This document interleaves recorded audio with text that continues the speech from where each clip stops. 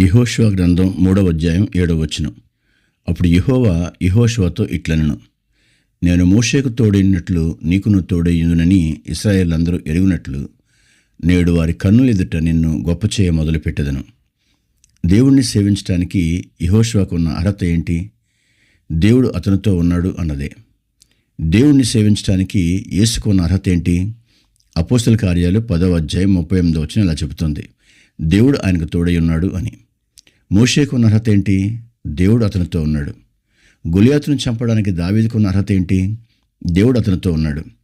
అపోస్తల కార్యాలు 4వ అధ్యాయం 13వ వచనంలో పేతురు యోహానులను చూసి లోకస్తులు ఆశ్చర్యపోయారు. ఎందుకంటే వారు చదువుకోని సామాన్యులే అయినా వారు యేసుతో కూడా ఉన్నవారిని వారు గుర్తించారు. దేవుణ్ణి సేవించడానికి మీకున్న అర్హతలేంటి? అది ఒక డిగ్రీ సర్టిఫికెటా, లేదా రెవరెండ్, బిషప్ లేదా అపోస్తలులా? డిగ్రీ సర్టిఫికెట్లకు, బిరుదులకు సాతాను భయపడతాడని మీరు అనుకుంటున్నారా? 10 డిగ్రీ సర్టిఫికెట్లు లేదా బిరుదులో ఉన్న వ్యక్తిని కూడా సాతాను పట్టించుకోడు. దేవుడు మీతో ఉన్నాడు అన్నది చూస్తేనే సాతాను మీకు భయపడతాడు.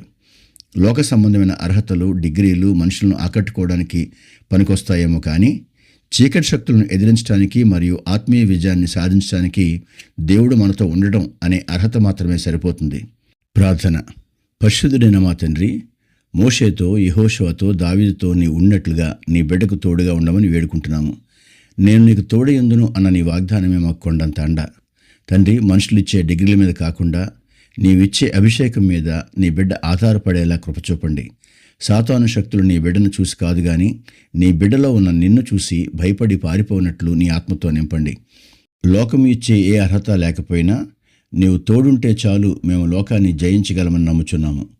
నీ కృపగలిగిన హస్తాలకు నీ బిడ్డను అప్పగిస్తూ యేసుక్రీస్తు నామములో అడుగుచున్నాం తండ్రి. ఆమెన్.